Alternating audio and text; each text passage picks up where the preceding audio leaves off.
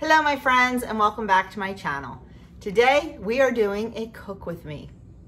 Actually, it's more of a bake with me. We are making peach cobbler. This morning, Doug and I went with our besties peach picking. I picked about 50 pounds peaches. I knew I was going to be coming home to make a peach cobbler today because we're taking it to my brother's tonight for card night, that is dessert. And I have a lot of canning to do with the peaches.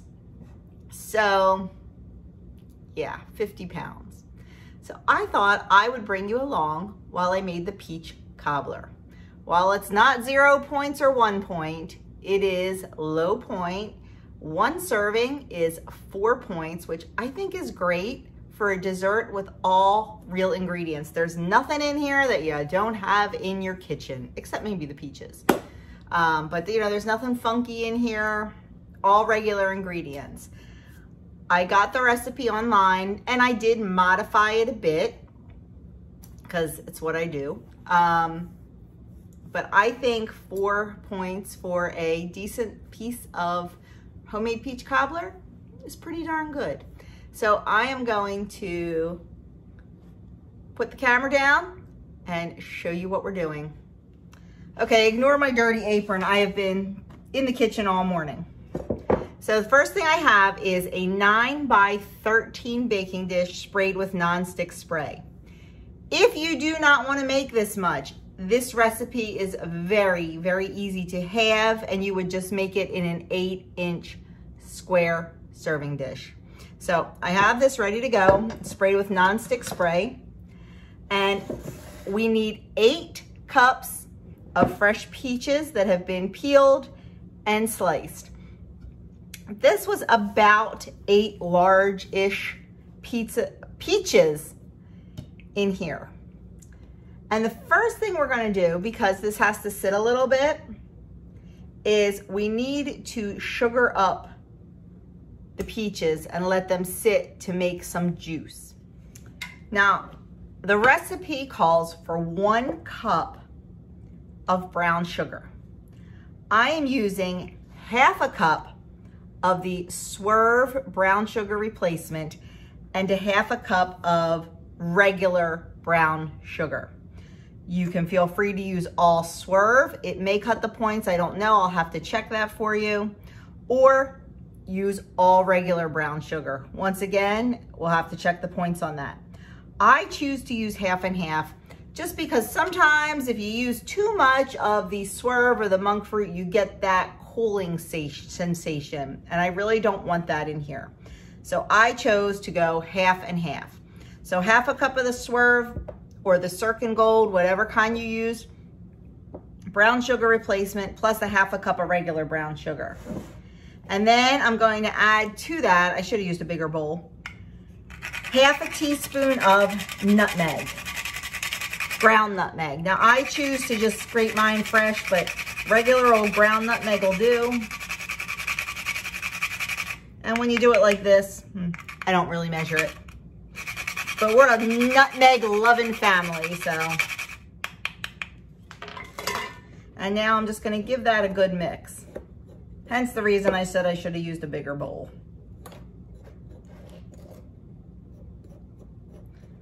And now we're gonna take half of this mixture and we're gonna mix it into the peaches.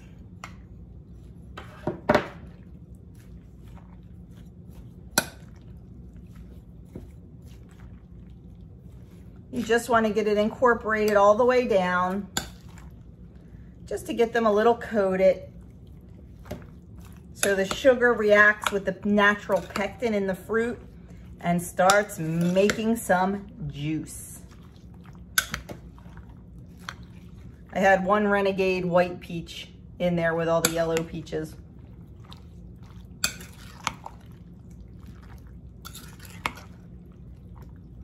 Okay, it's already starting.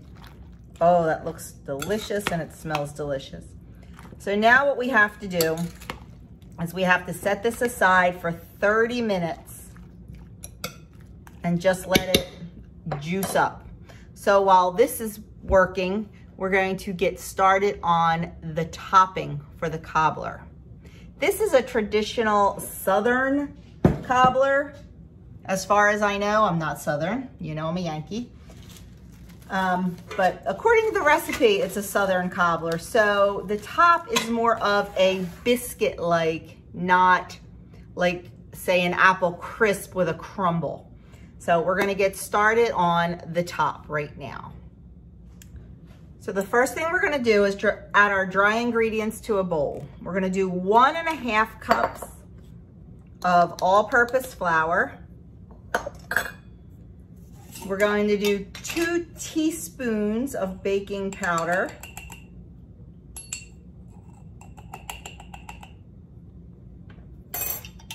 And 1/2 teaspoon of salt.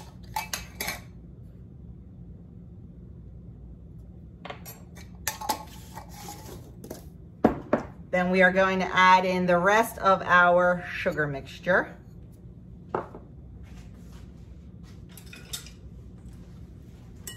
And we are just going to whisk that up to combine.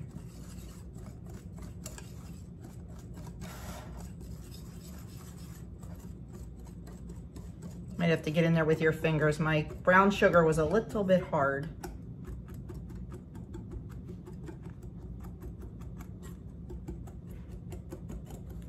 Okay, now we're going to set that aside while we prepare the wet ingredients. So for the wet ingredients, we need milk, eggs, vanilla, a little bit of lemon rind, and some melted butter. We are going to mix together the milk, 1 cup. I use 1% milk, 2 eggs, 2 teaspoons of vanilla, pure vanilla extract,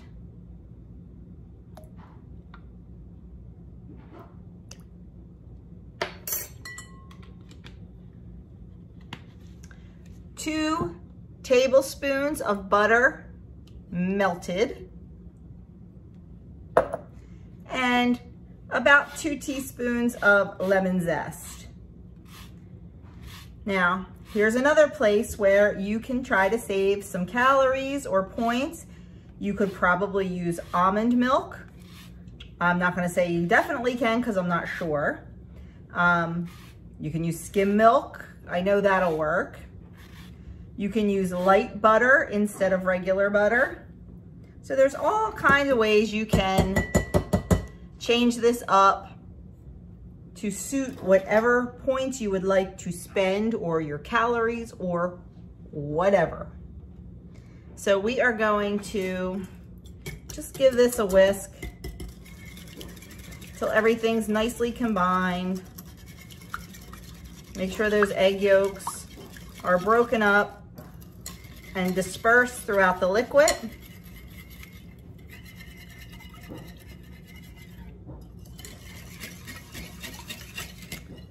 That looks good, smells good, lots of lemony. Then we are going to slowly incorporate the wet into the dry.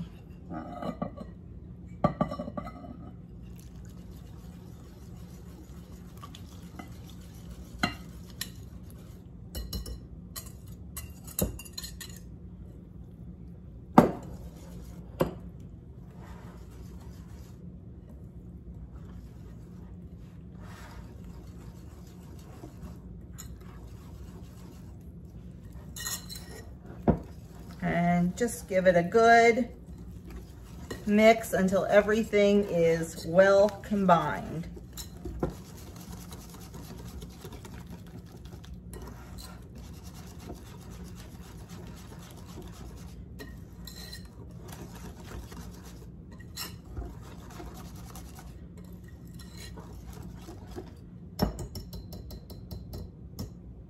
Okay.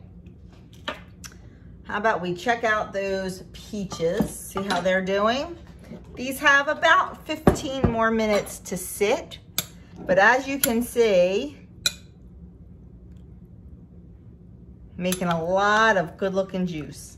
So I'm gonna let them sit just about another 10 or 15 minutes. we're gonna put this all together and then we are going to get it into the oven. So right now I'm gonna turn my oven on to 350 degrees so it is preheated when we are ready to go. Okay, we are ready to assemble our cobbler. I'm gonna take my peaches and put them in the bottom of my prepared pan.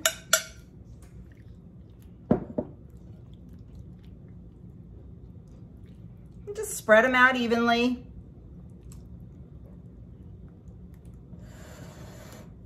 And then we are going to take our biscuit topping and just pour that right over the top.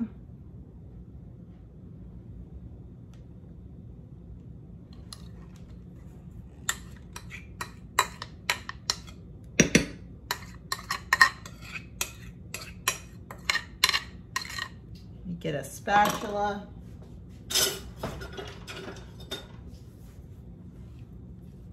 I'm running out of clean cooking utensils. My sous chef, who usually runs behind me and cleans up, has been changing a flat tire on Adam's car.